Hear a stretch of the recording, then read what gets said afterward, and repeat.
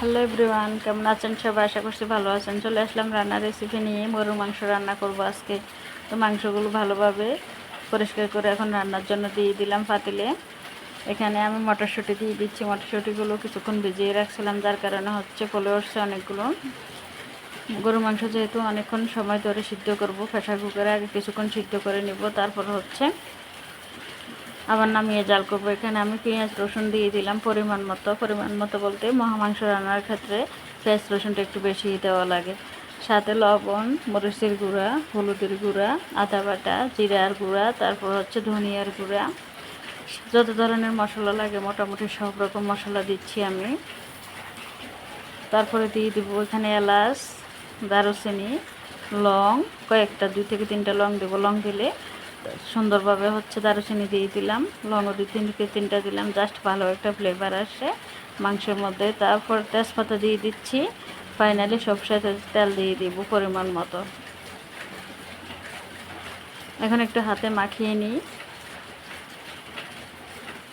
আমি যেহেতু প্রেসার কুকারে দিব এই জন্য হচ্ছে একদম পেস্ট করে দিই না সব কিছু। আর গরু মাংসের ক্ষেত্রে সব কিছু পেঁয়াজ রসুনটা পেস্ট করে না দিলে অসুবিধা নেই। যদি প্রেসার কুকারে দেওয়া হয় তাহলে হচ্ছে এক বাফে এটা নরম হয়ে যায়।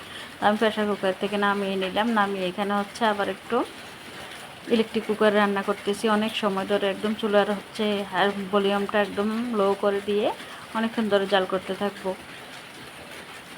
তো ফাঁকে ফাঁকে একটু একটু লাড়ি দিচ্ছি, দেখতেই পাচ্ছেন আপনারা। এখানে আমি একটা আলু হচ্ছে ছোট ছোট করে কেটে দিয়ে দিলাম। আলুটা একটু বড় সাইজেরই ছিল, যার কারণে কয়েক পিস হয়ে গেছে। বাচ্চাদের জন্য দিয়েছি আলুটা, যদি ওরা খেতে চায় এখান থেকে তুলে দিয়ে দিব। যেহেতু আমরা ঘরে ঘরে খাবো, কোনো মেহমান নেই, এজন্য হচ্ছে আলু দিয়ে মটরশুঁটি দিয়ে মাংসটা রান্না করলাম।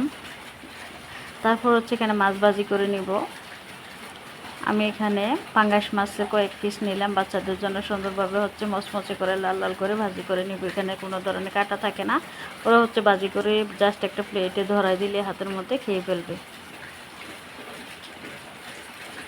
এভাবে ভাজি করে দিলে অনেক আনন্দ করে মজা করে তৃপ্তি করে খায় মাছ ভাজিগুলো ওরা। তো আমি একদম সুন্দরভাবে হচ্ছে সব রকম মশলা দিয়ে কিছুক্ষণ হচ্ছে মাখিয়ে রেখে দিয়েছিলাম। এখন ভালোভাবে ভাজি করে মচমচে ভাজি করে তাদেরকে দিব।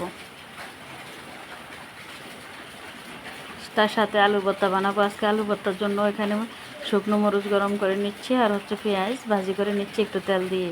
আর হচ্ছে আলু ভর্তার মধ্যে আমি তেল দেবো না, যেহেতু পেঁয়াজ ভাজি আর মরিচ ভাজির ক্ষেত্রে একটুখানি তেল দিছি। পেঁয়াজটা ভালোই তেল খেয়েছে ভাজির ক্ষেত্রে। এখন মরিচগুলো ডাটাগুলো ফেলে নিচ্ছি, লবণ দিয়ে একটু মরিচটা গুঁড়ো একদম ভালোভাবে ছোট ছোট করে নিচ্ছি।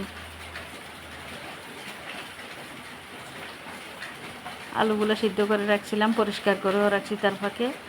এখন হচ্ছে আলুগুলো মাখিয়ে নিলাম, ভাজি করা পেঁয়াজগুলো দিয়ে দিলাম, সাথে লবণ তো ছিলই, তেলও ছিল। সুন্দরভাবে হাতে মাখিয়ে নিলে আলু ভর্তা হয়ে যাবে। আজকে রান্না বান্না এই পর্যন্ত। আল্লাহ হাফেজ।